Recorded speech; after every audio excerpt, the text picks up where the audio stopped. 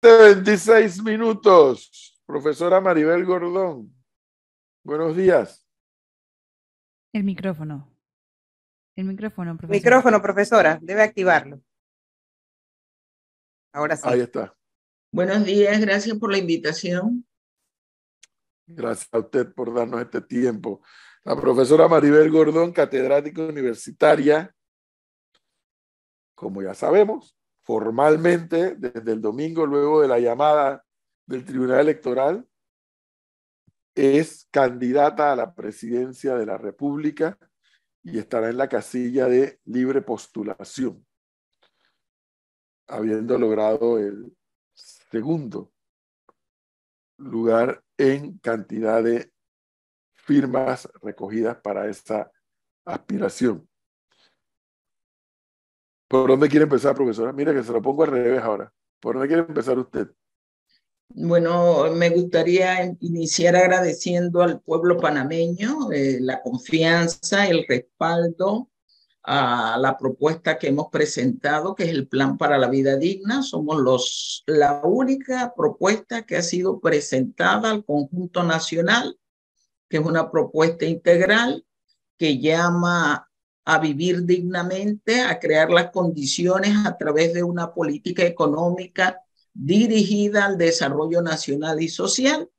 Y agradecer también a todos mis activistas que a nivel nacional realizaron un trabajo indudablemente de esfuerzo, de sacrificio, de mística, de compromiso.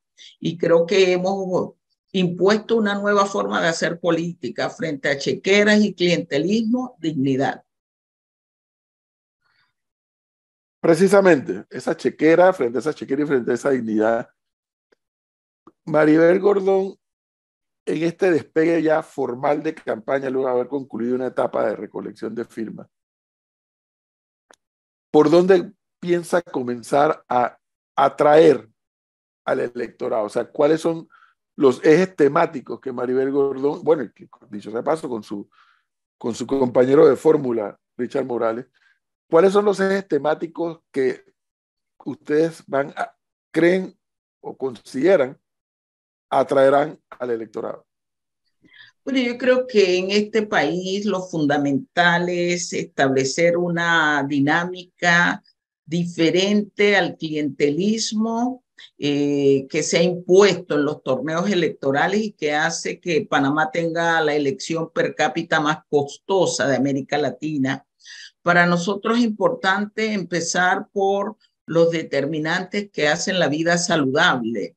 Es decir, estamos hablando de las necesidades fundamentales de vida de la población, pero también del derecho al disfrute, al descanso, a lo que inició siendo el concepto pirámide de ese disfrute, el tiempo para el ocio, para la creación, para la recreación. Y ahí tenemos temas fundamentales como es, en lugar de hablar de crecimiento económico como hacen todos los gobiernos, nosotros estamos hablando de desarrollo económico, que significa crecimiento con bienestar humano. Y hay que atender entonces los temas del acceso al agua potable, el acceso a comida sana y a costo justo. Estamos hablando del problema de la salud, la educación, la vivienda, la seguridad social como derecho. Estoy hablando de la necesidad de una estructura de el presupuesto nacional que se corresponda con los objetivos nacionales y sociales, y eso significa adecentar, eliminar todo gasto suntuario. Estoy hablando de justicia ambiental. Estamos planteando la necesidad también de una gestión administrativa sostenible.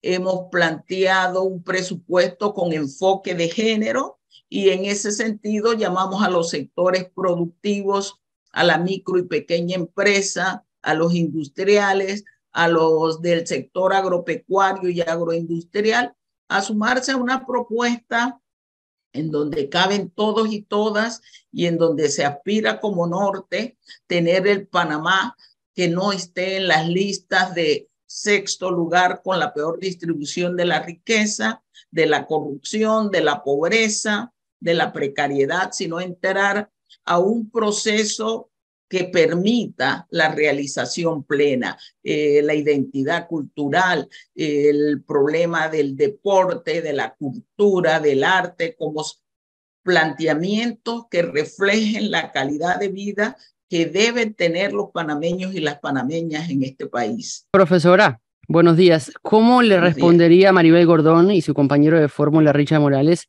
a esta parte de la población que quieren sectorizar o calificar a Maribel Gordón, a la candidatura de Gordón como una candidatura de extrema izquierda, compararlas con gobiernos como el de Nicolás Maduro en Venezuela y del señor Ortega en Nicaragua?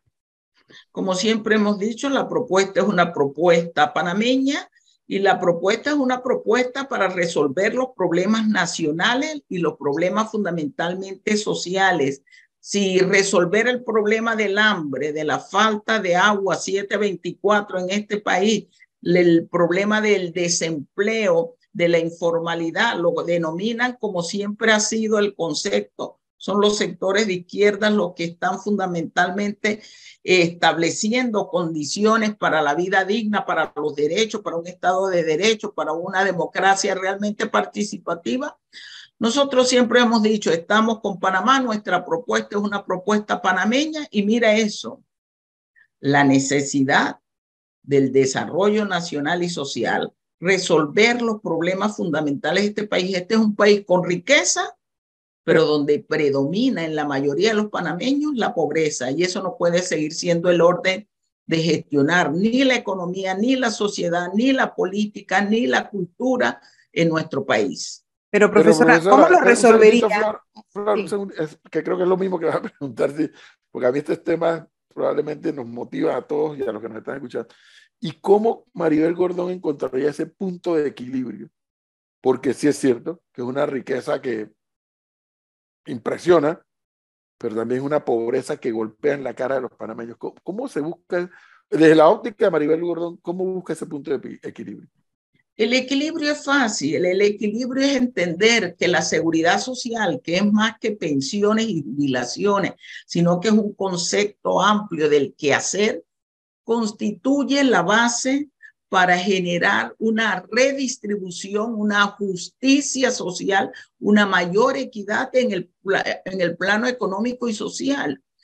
Nosotros tenemos que ver a la seguridad social como inversión. Aquí se le quiere trasladar a costo, a gasto.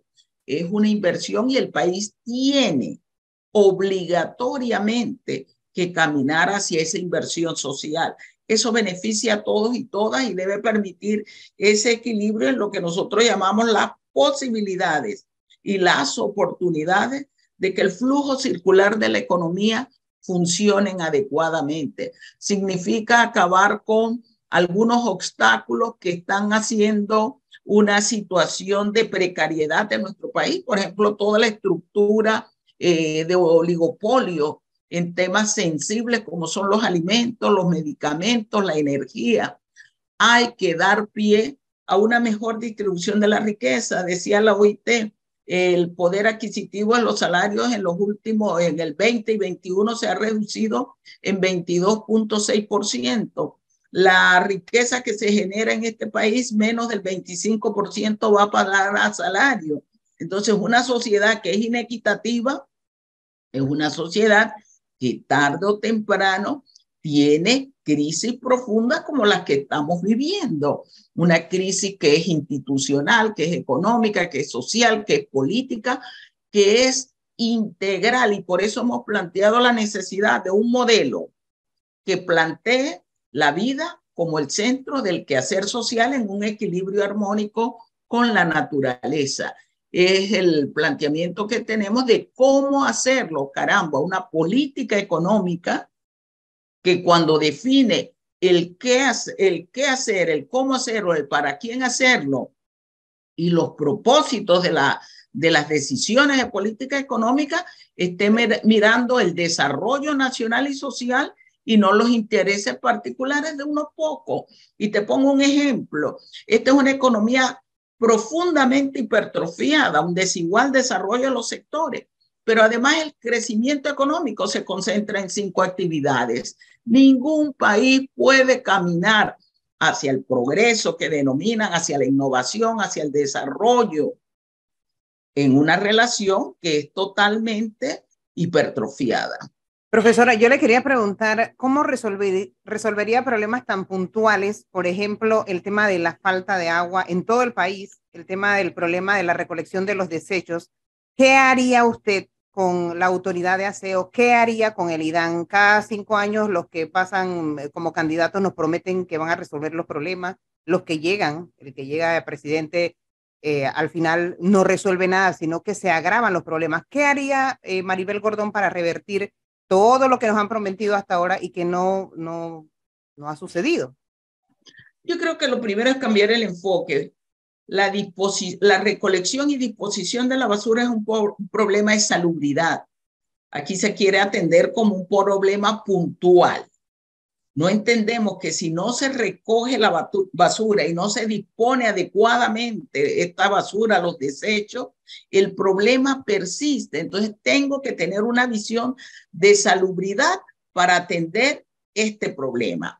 Establecido ese elemento, es necesario, por ejemplo, en el caso de la recolección y disposición, tenemos que establecer controles permanente de cómo se recoge la basura. No es posible que en este país existan áreas donde pasa un mes y la basura no es dispuesta de manera adecuada, no es recogida. Se dice que el problema es de las tarifas, de que se paga poco. Caramba, los que vivimos en San Miguelito, y Maribel Gordón vive en San Miguelito, es una de las tarifas más altas que se tiene en la disposición de la recolección de la basura. Se plantea que el problema es de gestión. En San Miguelito la gestión es privada, no es pública. Entonces a nosotros nos llama la atención. No paga. ¿Qué gente no paga? Yo creo que eso es importante señalarlo. Pero si el problema es de salubridad, yo no puedo decir a Maribel Gordón le voy a recoger la basura, pero a los 15 que viven al lado mío no. Porque eso genera dificultades. Por eso es que es un tema de gestión pública. Es un tema que tenemos que trabajar la disposición de los desechos con una probabilidad y oportunidad de transformación, es decir, de reutilización. Hay que dar un ordenamiento también en la disposición de los desechos que no se hace en Panamá. Tiene que valorarse como un tema ambiental. No podemos seguir con vertederos a cielo abierto porque generan contaminación. No es posible que una empresa no cumpla su función, le ponga una multa irrisoria y el problema continúa sin recolectar basura, porque tenemos que entender algo. Para las empresas el problema es ganancia. Ese es su objetivo, esa es su lógica. Para el Estado, la responsabilidad es de carácter social. Deténgase un segundito, porque yo sí creo que, y por eso, y yo lo dije, y no tengo ningún reparo en decirlo con Maribel Gordón aquí delante de nosotros, lo que a mí me gusta de la candidatura de Maribel Gordón es que, uno, va a elevar el debate, no tengo ninguna duda de eso. 2, va a poner a pensar a mucha gente. 3, voy a usar un término muy coloquial, creo que va a revolcar a más de un candidato presidencial que se le ponga enfrente desde el punto de vista del intercambio de criterios. Pero, profesora Maribel Gordón, yo entiendo el razonamiento que usted acaba de dar de la basura. Pero fíjese, usted no habla es que hay que recogerla, que es un problema de salud, que yo no tengo nada que ver si los demás no pagan y el que sí paga, porque hay que recogerla para que no... Es que no debe haber vertederos de cielo abierto porque contaminan, sí. Pero todo eso, profesora Maribel Gordón, cuesta. Todo eso cuesta. Recoger la basura, tratarla, el vertedero. Es igual que el tema del agua potable, que ustedes siempre utilizan el calquillo de que si quieres agua, ve y búscala al río. Pero es que no le queremos decir a la población que potabilizar el agua y llevarla hasta nuestras casas cuesta. ¿Cómo hacemos? Fíjate, ahí es donde hay dificultades. Cuando nosotros hablamos de gastos, hay gastos de inversión. El tema de la salubridad constituye un gasto de inversión porque tiene que ver con seguridad social, tiene que ver con salubridad. Entonces yo no lo puedo valorar en términos de un costo como si estuviera comprando cualquier otro bien o prestando cualquier otro servicio. El Estado tiene que invertir y hay que hacer un ordenamiento. En algunos momentos se ha hablado de diferenciar tarifas, dependiendo de los sectores sociales y la disposición de la recolección, a fin de apoyar y fortalecer recursos para la disposición. Se ha hablado además de las posibilidades de que esta basura se constituya en un producto que podamos colocar en determinados espacios económicos para su transformación. Yo creo que esa es parte de la discusión que tenemos que realizar en términos concretos. Y lo mismo sucede con el agua. ¿Cuál es la principal pérdida de agua que tenemos? Aquella que se repara, que se pudo realizar en una semana, que no se realiza porque las cuadrillas de la IDAN han sido externalizadas y no se atiende por esas empresas externalizadas ningún derrame de agua que para ellos constituya un Entonces, costo ¿quitaría el oneroso. servicio externalizado, profesora? ¿Perdón? ¿Eliminaría el servicio externalizado? Yo creo que hay sectores y servicios que tienen que tener un carácter público precisamente por lo que estamos hablando. Y el IDAN en sí, ¿qué haría con esa institución que sabemos que hasta ahora es ineficiente? Han hecho cosas que sí, han ido como mejorando, ¿no? Sobre todo en el tema de la recaudación y demás, pero todavía sigue siendo una institución ineficiente. Es ineficiente porque aquí provocamos crisis. Todo proceso de privatización ha estado acompañado de una crisis provocada. Se deja, se le quitan recursos, se terciarizan elementos que deben tener un carácter público. Entonces, frente a ese panorama, ¿qué hacer de unidad? Efectivamente tiene que tener, y nosotros hemos planteado eso, la necesidad de una gestión pública que le estamos llamando sostenible, porque entendemos que existen algunas actividades que ejerce el Estado que tienen un carácter social, un carácter de bienestar, de salubridad. A ningún panameño ni panameña, sea empresario o no, le conviene un país que no reúna estándares de salubridad nacional. Profesora, pero nuevamente, yo voy a asumir por un segundo la teoría de que es un servicio público y el Estado lo debe dar. Pero igual, al Estado le va a costar. ¿De dónde va a salir el recurso económico para que el Estado asuma ese papel? Estamos planteando, puede estratificarse tarifas, empezando por ahí como una fuente inicial de recursos. Dos, el Estado tiene que aportar. Y cuando aporta significa que en la gestión del presupuesto yo puedo eliminar todo gasto suntuario y trasladarlo al acceso de agua. Aquí hay gastos innecesarios en la estructura del quehacer público. Yo estoy hablando que tengo que tener una relación diferente, por ejemplo, con la ACP en la proporción de agua. Se está viendo, él dice la ACP, nosotros proporcionamos agua potable a la población panameña, pero lo hace como si fuera algo externo al país. Yo creo que tiene que haber una coordinación en ese sentido. Creemos en la necesidad de atender de manera inmediata las fugas de agua. En este país no tiene por qué haber esa razón. Los recursos pueden provenir de excedentes canaleros, pueden provenir de un crecimiento económico, pueden provenir del adecentamiento del presupuesto nacional, pueden provenir de la estratificación de partida.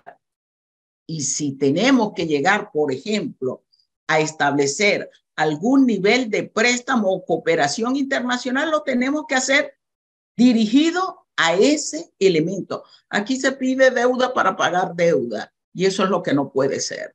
A ver, doctora Maribel, fíjese que cuando los gobiernos de izquierda llegan al poder, el Estado se robustece, se hace mucho más grande. La presencia del Estado es mucho más fuerte. Y vemos algún tipo de decisiones que van a generar polémicas, pero que dentro del marco de la izquierda están bien vistas. Lo acabamos de ver con México y la nacionalización del litio, lo vimos en el 2008 con el sistema de pensiones en Argentina que era privado y su nacionalización en Argentina, y saquemos a Venezuela de la ecuación. Usted acaba de hablar y de trasladar una queja sobre los procesos tercerizados de algunos sectores que deberían ser controlados, en este caso, por lo público, o sea, por el Estado. Si llega Maribel Gordón a la presidencia, Maribel Gordón le devolverá al Estado panameño el control de algunos sectores que están tercerizados por privados. Fíjate, el Estado no se robustece cuando llega a la izquierda. Si usted se va a los Estados Unidos, hay un Estado robusto.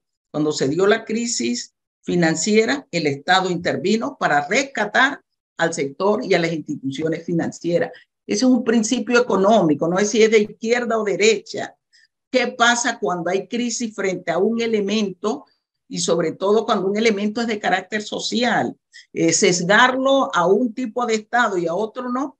Yo creo que es una valoración que es incorrecta, es imprecisa. El Estado siempre interviene. El problema, y así lo hemos definido los economistas, es dónde interviene, para qué interviene y cuándo interviene. En temas que son y deben ser considerados derechos, el Estado tiene que intervenir. Los procesos de privatización, nosotros hemos sido claros y directos. ¿Qué ha pasado con algunas privatizaciones? Como por ejemplo, cuando se privatizó el hipódromo, allí no ha habido mayor cuestionamiento en función de qué tanto el Estado debe tenerlo, más allá de una garantía de recursos. Pero un problema como las telecomunicaciones, el Estado panameño nunca ha vuelto a tener los recursos que tenía cuando existía el Intel, una empresa grande, una empresa rentable. Yo siempre he preguntado, y lo preguntamos los economistas, ¿algún empresario vende una empresa sólida y rentable, robusta, como le denomina?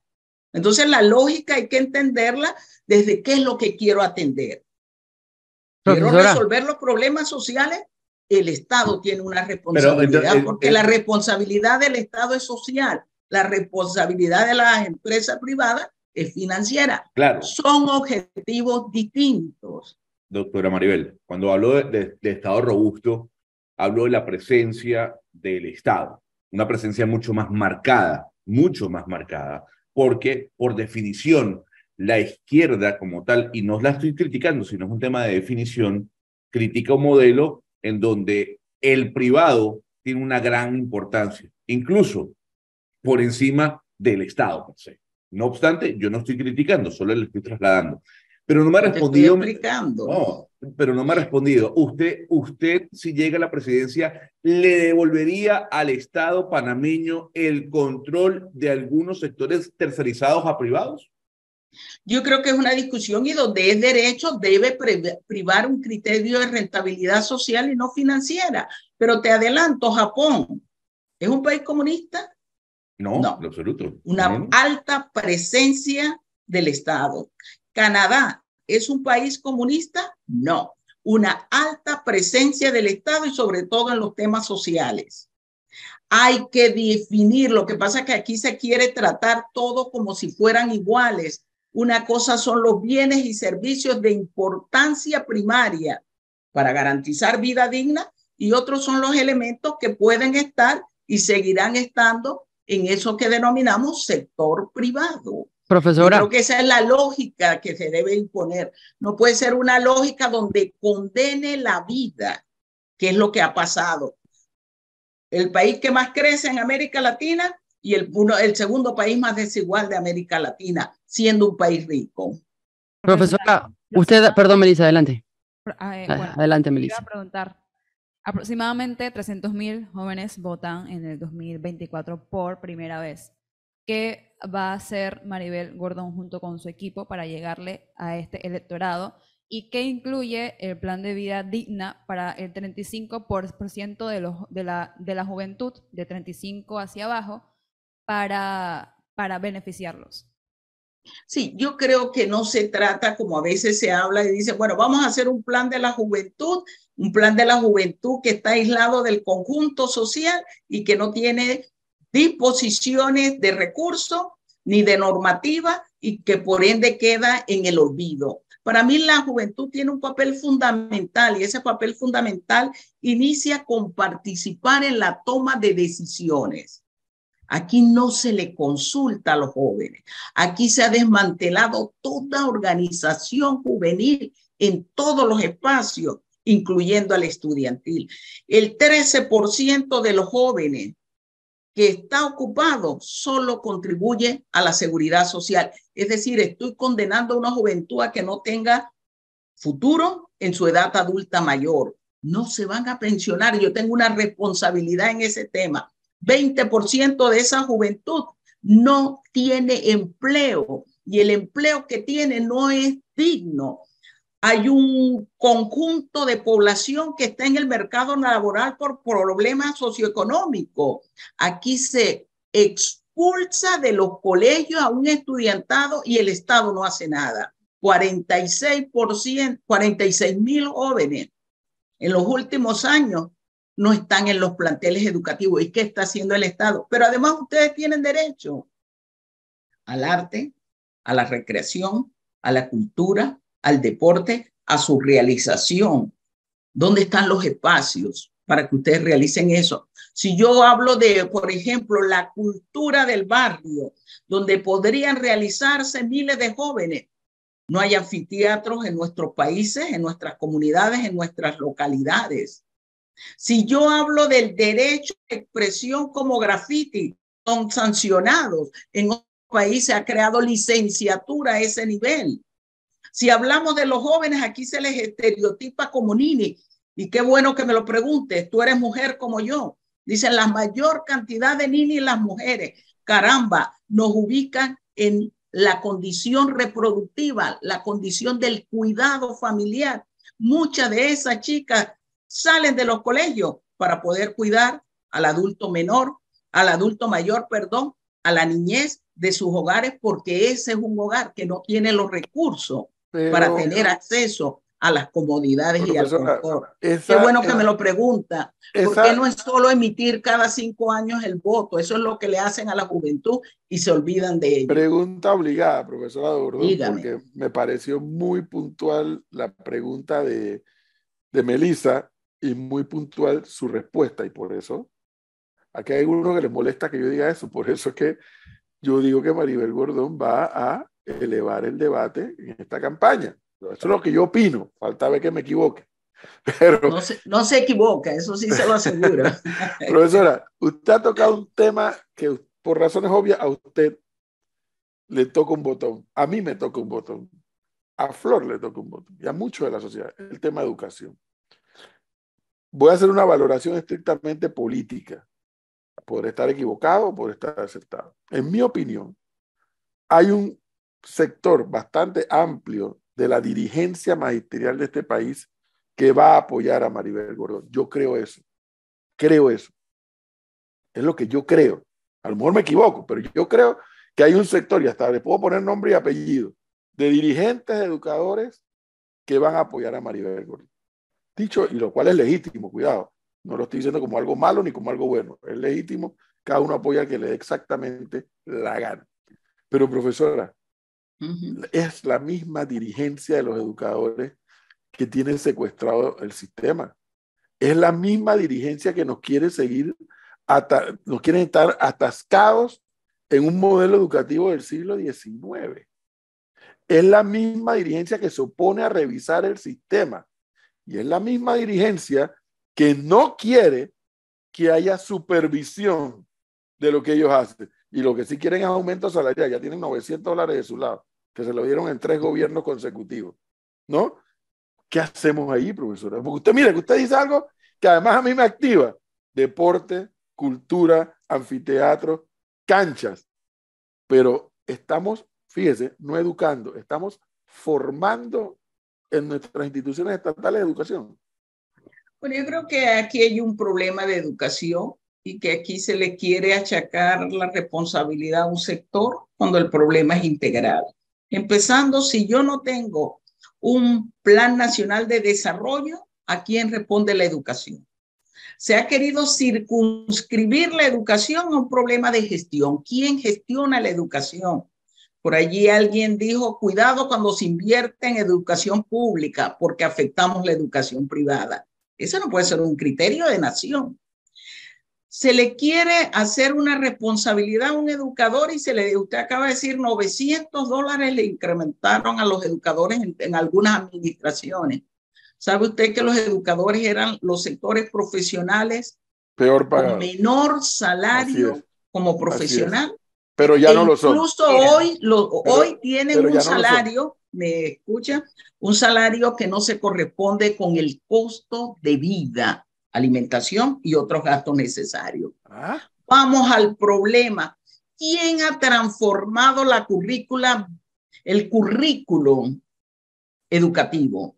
Han sido las instituciones, han sido los ministros, han sido los gobiernos, siguiendo una lógica que quita la responsabilidad, por ejemplo, en las escuelas y los colegios, de lo que nosotros llamamos el pensamiento crítico, la filosofía, la lógica, las materias que tienen que ver con identidad cultural, porque se ha cegado la educación al reduccionismo de la matemática, y no toda la matemática, la básica, al reduccionismo del aprender inglés, un inglés funcional a un mercado, no un inglés en toda la estructura que demanda una visión, no solo para la educación, sino para hacer culto. ¿Quién es el responsable de las escuelas ranchos? ¿Quién es el responsable de las escuelas multigrados que existen aquí cerca de la ciudad de Panamá?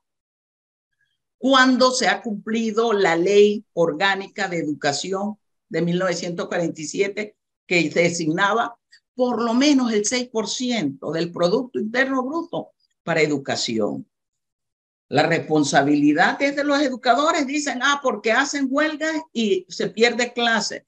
Primera información, Panamá está por encima del promedio de días clases a nivel mundial, por encima del promedio. ¿Qué hizo Finlandia? Y bien por abajo en las calificaciones, profesora. Y bien por abajo en la calificación. Y por encima del promedio de clases, pero bien por abajo en la evaluación mundial también. Claro, son pruebas estandarizadas que no miden educación, miden conocimiento de algunas áreas. Los insto a revisar la crítica que existe a las pruebas PISA, y uno de los países que lo hizo, Finlandia. Cuando comenzó a estar por debajo, dijo, nos salimos. Ordenemos educación. Y cuando ordenó educación, ¿qué fue lo primero que hizo? Definir el objeto de la educación. Y apostó por el estudiantado. Apostó porque la niñez tuviera niñez. Apostó por una educación pública hasta el 12º grado, que hoy le llaman a la media, de carácter público, para que todos tuvieran la igualdad de oportunidades. Apostó a entregar materiales educativos, transporte, comida, establecer jornadas de lo que llaman por allí lo extracurricular en la tarde, para tener igualdad de oportunidades, acceder a la sociedad en su integralidad, en la educación superior, en el mercado y en otras realizaciones. Entonces yo creo que cuando vamos a hablar de educación tenemos que hablarlo de manera integral. Claro, se quiere poner el tema en un solo punto porque se quiere cuestionar organización. Y eso es lamentable. Profesora, yo le quería preguntar casualmente, ¿cómo enfrentaría Maribel Gordón una paralización del gremio docente? Son un montón de gremios, creo que ahora van como por más de 20, cada día amanece un gremio distinto. ¿Cómo enfrentaría Maribel Gordón una paralización del gremio docente? Porque todos sabemos que ellos nunca están contentos con nadie. En la elección pasada, el actual presidente Cortizo nos dijo en una entrevista que a los gremios había que sumarlos, había que sentarse con ellos a formar parte de, pero vemos que igual lo hacen, o sea, las autoridades con los gremios, y aún así tenemos paralizaciones por todo y por nada. ¿Cómo lo haría Maribel Gordón para evitar que eso ocurra?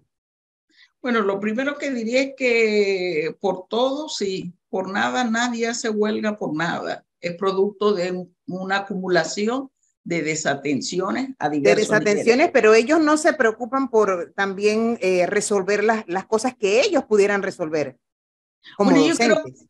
Yo creo que hay un proceso efectivo que tenemos que ordenar yo creo en el diálogo real, el diálogo directo, yo creo en cumplir los acuerdos. Lo que pasa es que aquí los educadores y los diversos sectores del país, incluyendo a los empresarios que los están señalando, han planteado el gobierno se sienta, pero no cumple los acuerdos. Y entonces hay huelgas para que se cumpla lo que se acordó. Y eso es una lógica irresponsable que ha sido la dinámica y la tónica de gobierno, que no les interesa resolver el problema nacional ni social. Y en el tema educativo he caminado, me sentaré con ellos, conversaremos y creo que tenemos que establecer una ruta de trabajo que va más allá del problema coyuntural. En este país se dice el problema de la educación lo vamos a resolver en la infraestructura, crean un viceministerio,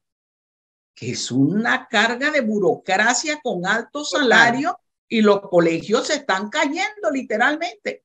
La mayoría de las huelgas en los últimos días no lo han hecho los educadores, sí, los padres y los estudiantes, sí, profesora, por colegios que son trampas de muerte.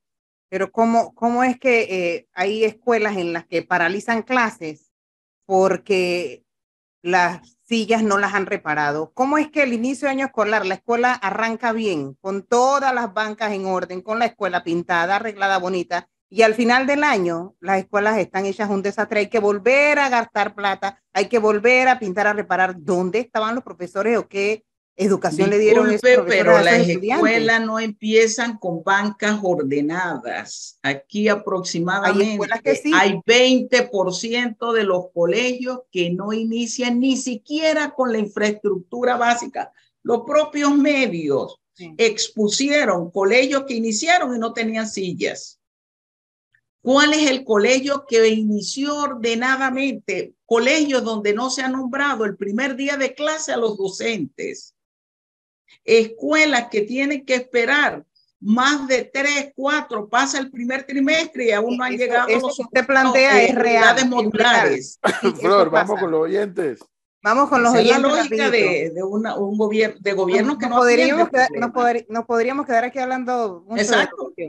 Profesora, ¿cuánto de impuestos se paga en Finlandia? ¿Estaría dispuesta a llevarnos allí para, por ejemplo, tener una mejor educación? Fíjate, aquí en Panamá el problema no es de impuestos y yo por eso he sido muy concreta. Aquí el problema es que hay una evasión de impuestos, que es una carga seria para que el Estado pueda realizar sus actividades. 66% del impuesto sobre la renta de la persona jurídica se evade. 33% del impuesto sobre los bienes de ITBMS no llega al Estado. No es necesario, bueno, vamos a subir la carga tributaria, no, cobremos y que los responsables paguen. Yo creo que hay que ordenar la carga tributaria. Y sí, lamentablemente en este país sí tenemos un sistema que es totalmente regresivo. Y cuando hay regresividad, hay que caminar hacia la progresividad. Aquí el excedente canalero se está utilizando como parte de renta sustituta de la evasión de los impuestos. Eso hay que ordenarlo. Recursos tenemos, están siendo asaltados por la corrupción y el negociado. 20% del gasto social en este país se pierde en corrupción. Rapidito, no contestó la pregunta respecto a Venezuela y Nicaragua. ¿Está de acuerdo con ese sistema, sí o no? ¿Está buscando un modelo ideológico similar o cercano a Cuba, Nicaragua o Venezuela, sí o no? Yo creo que hay preguntas que no se responden en sí, ¿no? Y eso revela efectivamente la falta de información. Yo soy una mujer de investigación. Soy una mujer que formula instrumentos, porque es una de mis especialidades. Cuando algunas preguntas se cierran al sí o no, tienen un sesgo. Pero está de acuerdo con Panamá es Panamá, y lo he dicho. El modelo que se va a desarrollar aquí es el panameño. Si quieren saber de Venezuela, de Nicaragua, de Cuba, de Estados Unidos, de Finlandia, de Canadá, de otros países como política económica, yo creo que tienen que preguntarle a esos países.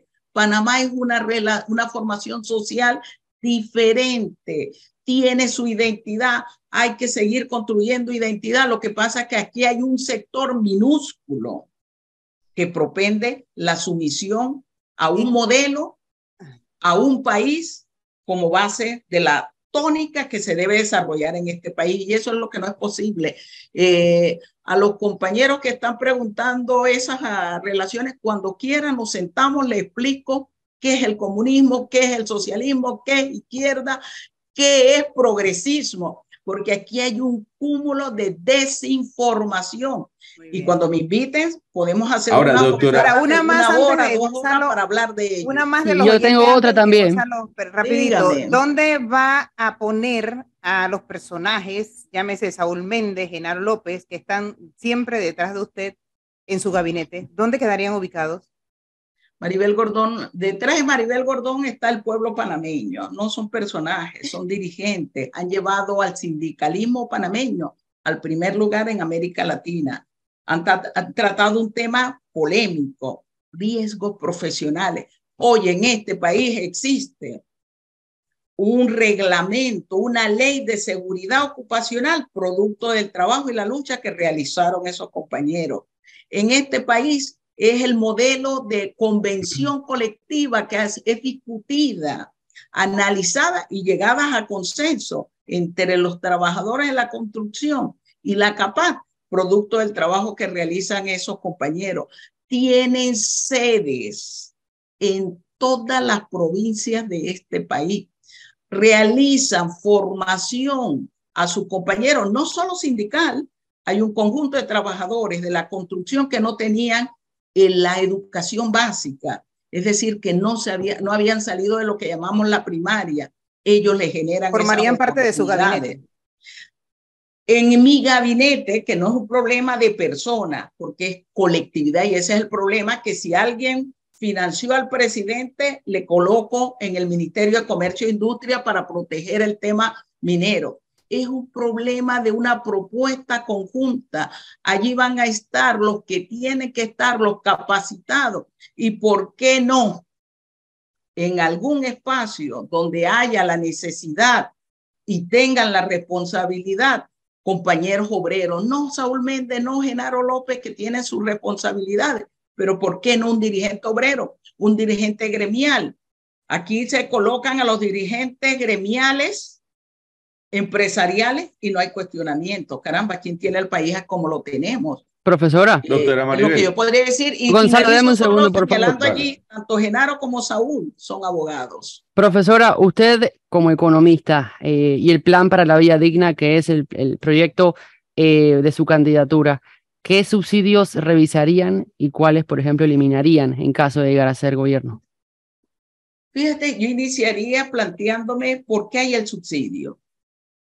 Aquí existen algunos subsidios que se los suman a los hogares cuando realmente son a las empresas, las estructuras oligopólicas y monopólicas, el tema del tanque de gas.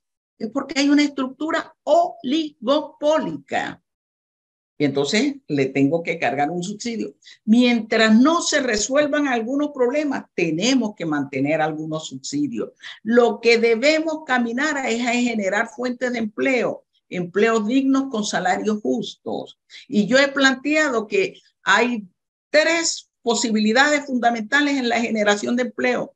Los sectores productivos, y apuesto al agro, y apuesto a la industria y la agroindustria. El sector de innovación, investigación y desarrollo es un sector fundamental donde tenemos las oportunidades para generar empleo.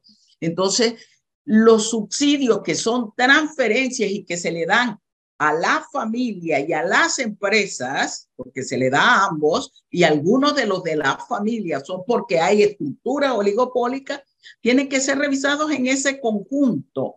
Yo no voy a decir voy a quitar esto y voy a poner esto. Eso es demagogia en política económica. Eso no se hace. Y es uno de los problemas que tenemos, que se desconoce cómo se diseña la política económica. Es una de mis experticias, de mis especialidades. Y estoy llamando a un diseño de política económica participativa, a un diseño que apunta a desarrollo, a un diseño que apunta a una redistribución de riqueza, sí, a un diseño que apunte a tener una estructura sólida de base económica de carácter nacional.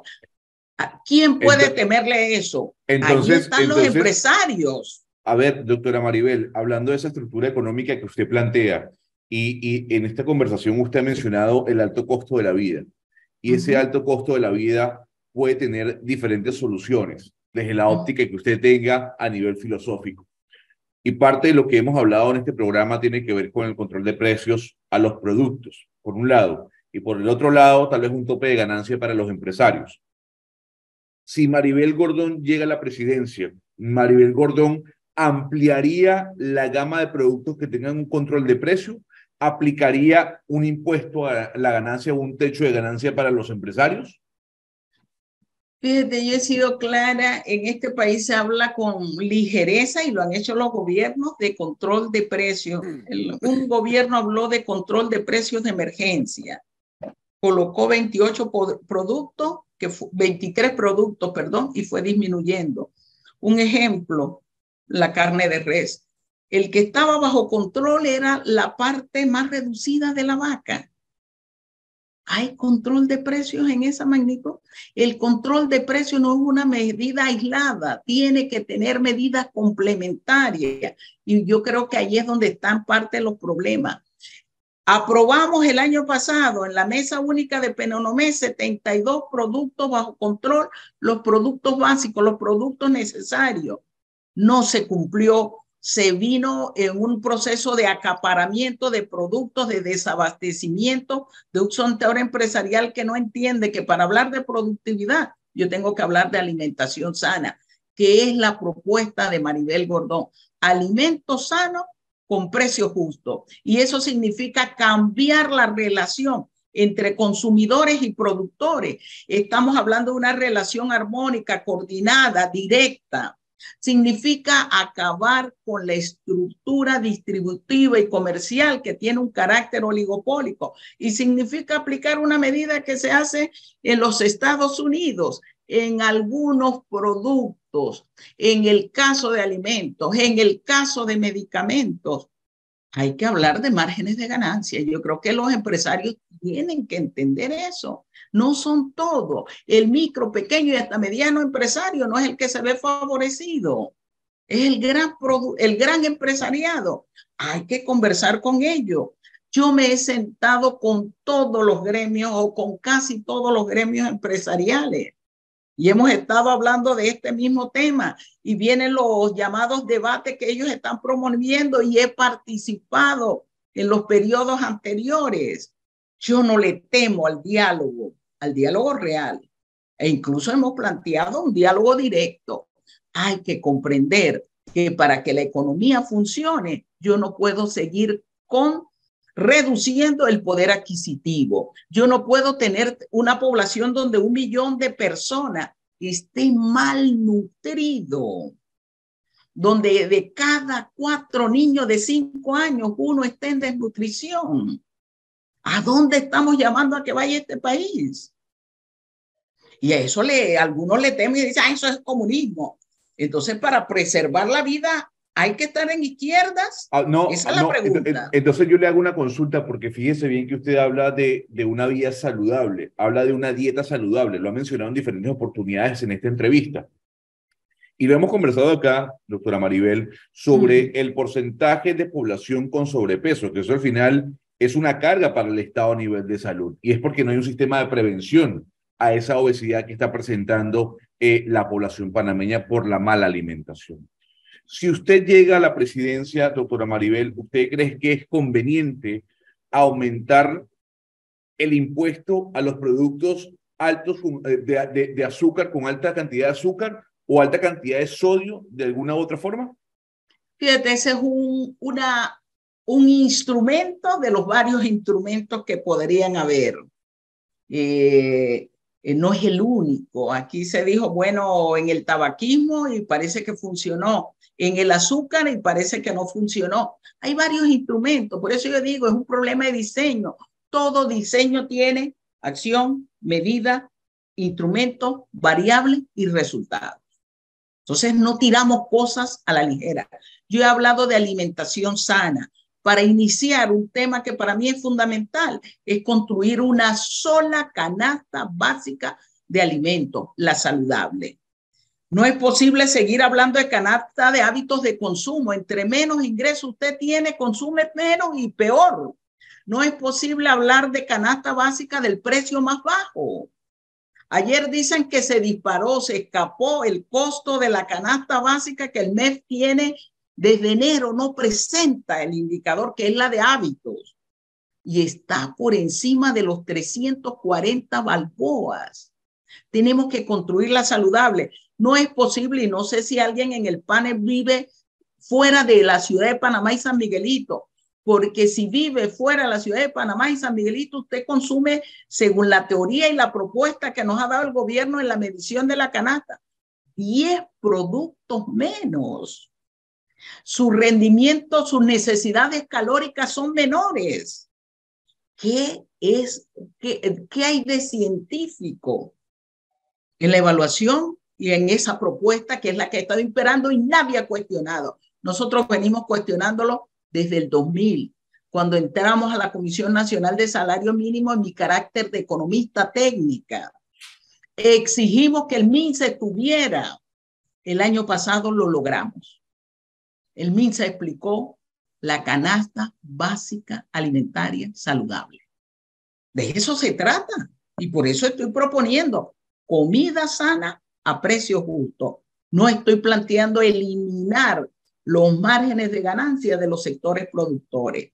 Estamos hablando de una coordinación entre productor y consumidor, donde el Estado tiene que jugar un papel importante. Malnutrido no significa solo obesidad, porque allí los enteramos. Malnutrido es que usted no se alimenta adecuadamente y puede caer en obesidad o no.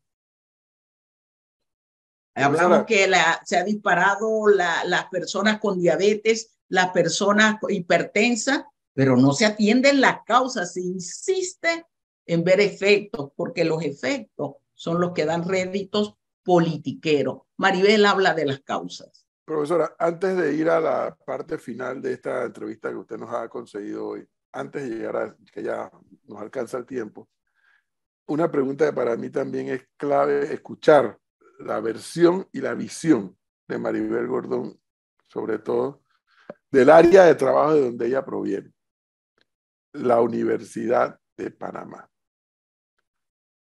La universidad que debe ser la más importante del país. La universidad que debe estar provista de todo tipo de laboratorios y todo tipo de investigaciones en todas las áreas. Y a veces, profesora, y le quiero preguntar, yo no sé si el Estado panameño está gastando en la Universidad de Panamá o si el Estado panameño está invirtiendo en la Universidad de Panamá. ¿Cuál es la lectura y cuál es la visión de Maribel Gordón con respecto a la educación superior en general y a la Universidad de Panamá en particular? El Estado no está invirtiendo en el área social. Yo creo que eso es una realidad en educación, en salud, en vivienda, en recreación, en cultura, en ambiente, en bienestar. Aquí lo que predomina es un concepto de gasto donde debe haber una funcionalidad, lo que llaman los gastos operativos, que mal que se atienden. Yo creo en la educación superior. Yo soy producto de la educación superior pública. Yo me gradué en la Universidad de Panamá en la Facultad de Economía. Es una universidad que ha sido trastocada, yo creo, en algunos temas, la autonomía. Siempre hemos planteado la necesidad de una autonomía que incluya lo financiero. A partir de que el Banco Mundial en 1992 dijo uno de los responsables de la pobreza en el país es la educación superior, se cambió la ley. La ley decía que el presupuesto de la Universidad de Panamá no podía ser inferior al del año anterior y se modificó. Y se dijo, bueno, solo para cumplir con el compromiso. Pero en términos de la cantidad de estudiantes que ingresa producto de una crisis profunda que están viviendo las capas medias y profesionales, tenemos una población por encima de las capacidades de infraestructura y recursos que está en la Universidad de Panamá.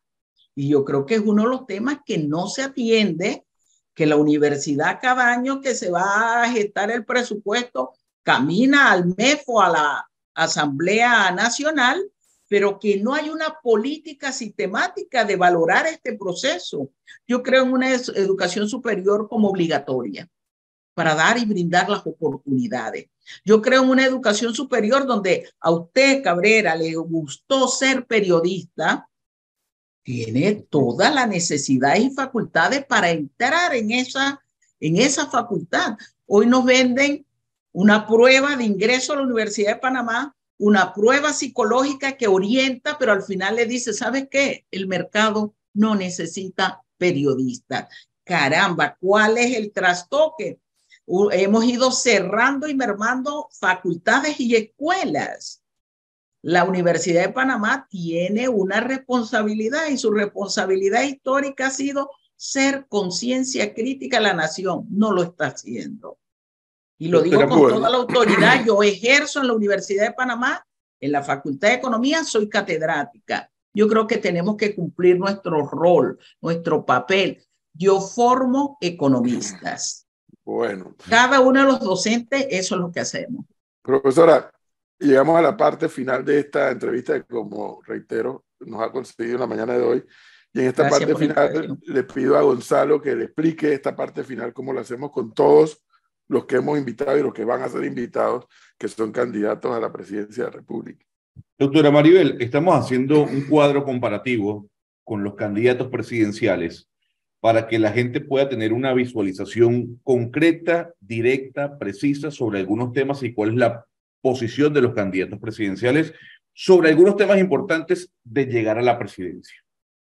Ya usted muchos de esos temas los ha desarrollado en esta conversación, así que por favor le pido, aunque sé que a usted no le gusta, que responda con sí o no.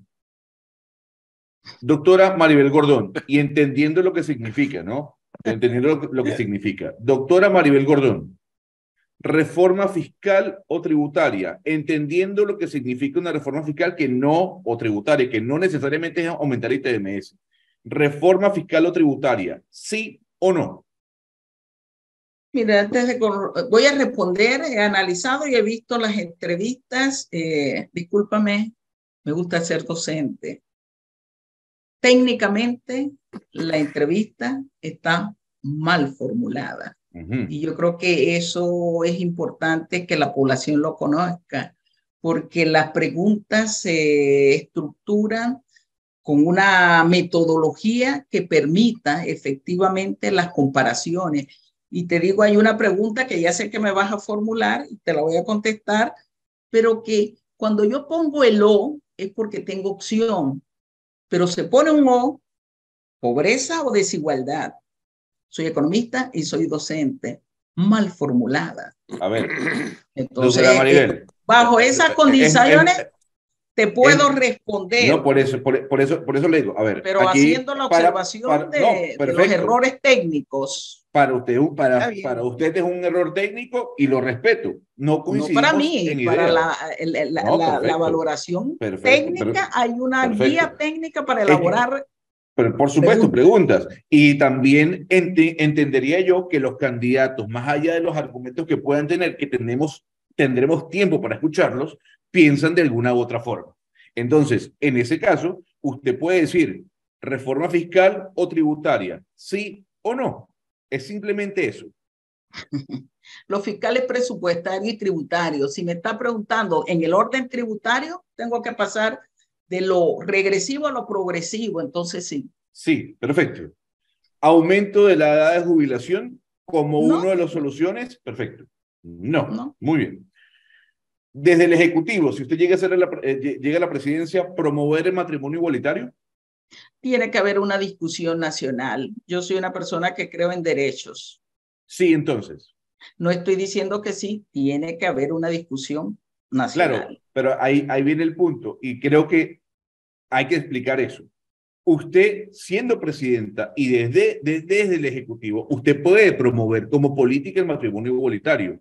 La pregunta es, ¿usted como presidenta, como facultad del Ejecutivo, promovería el matrimonio igualitario? Cuando tengo que explicar la pregunta es porque está mal formulada. No voy a responder porque no me parece correcta la forma de haberse preguntado. Perfecto. Eliminar el vale digital, doctora Maribel Gordón. Ya respondí que depende de una estructura de revisión de por qué tenemos que tener transferencias. No lo eliminaría, sencillo. No, perfecto. Doctora Maribel, ¿a favor o en contra del contrato minero? En contra, y sí he sido clara. Perfecto. Doctora Maribel, ¿Asamblea Constituyente? ¿Estaría de Sí, acuerdo? hemos hablado de constituyente originaria. Perfecto, originaria. Aquí, ¿usted priorizaría combatir primero combatir la pobreza o priorizaría combatir la desigualdad? Yo soy economista, eso está mal formulado. La pobreza es un resultado que genera desigualdad. Te voy a hablar de la desigualdad porque es más amplio, pero no es o uno o otro. Está muy mal formulada la pregunta. Entonces, me voy a desigualdad porque es más amplio, solo por ese criterio. Entonces le pregunto, doctora, rápidamente, ¿por qué Mariana Mazzucato plantea que los gobiernos tienen que trabajar primero en la desigualdad para luego atacar la pobreza? Porque los grandes pensadores economistas de la actualidad, que por cierto no son de derecha, son más progresistas, plantean que primero se tiene que atacar la desigualdad. No es un tema de que la pregunta está mal planteada, es que siempre los pensadores económicos de la actualidad han dicho, siempre los gobiernos han pensado en la pobreza, pero hay que atacar la desigualdad primero. Porque es un concepto más amplio, no es que es una opción frente a la pobreza, utilizástelo, no es una opción. Y te acabo de responder desigualdad porque es un concepto integral. Perfecto, perfecto. Doctora Maribel. Perfecto, doctora Maribel. Bueno, esta pregunta es obvia la respuesta, pero usted puede... Es obvia, entonces respóndela. No, izquierda, centro, derecha, pero a lo mejor su izquierda puede ser progresista, puede ser una izquierda moderada, izquierda, centro, derecha. Hay que ver qué es eso de centro y si existe como categoría. Como creo en cambio y en satisfacer necesidades y ustedes lo plantean como izquierda. Izquierda. Entonces tendría que preguntarle a la mayoría de candidatos de la Maribel qué es centro, porque la mayoría de exactamente, el problema es que para no definirse, porque su propuesta no es propuesta, dicen yo no estoy ni aquí ni allá para mantener a los dos. Hay que ser claro, el centro como categoría no existe. Siempre es interesante debatir, profesor, con la doctora Maribel. Siempre. Y muy satisfecha mucha gente en el WhatsApp con las respuestas de hoy de nuestra invitada.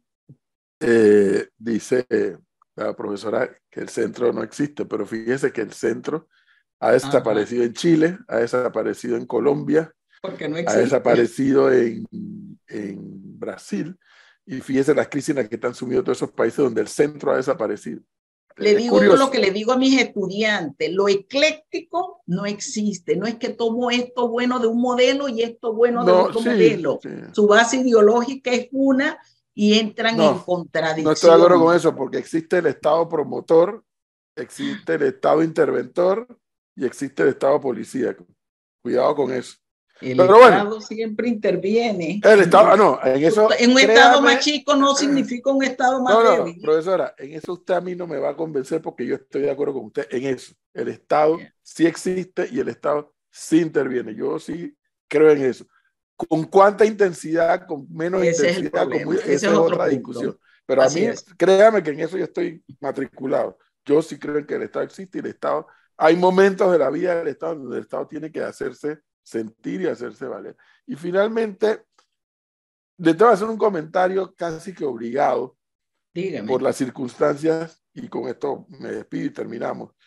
Sí me llama la atención el planteamiento y categóricamente Maribel Gordón a la pregunta de el contrato dijo no de salida, como lo ha dicho también nuestro amigo Saúl cuando lo hemos traído acá y demás. Y esta es la parte que yo nunca les voy a terminar de entender. No a Maribel Gordón, sino en el caso de dirigentes sindicales. Los dirigentes sindicales, su razón de ser es la defensa de la reivindicación de los trabajadores. Y luego de eso, la defensa de la fuente de empleo, o sea, que el trabajador tenga trabajo, porque sindicato con gente desempleada no es sindicato. Y yo no entiendo, en este punto no lo entiendo. No lo entiendo. O sea, apostar a que voten a 7,000 panameños y a 40.000 de los otros empleos indirectos que se generan, no lo entiendo. No con eso estoy diciendo que estoy de acuerdo con el contrato, ni que estoy de acuerdo con la minería.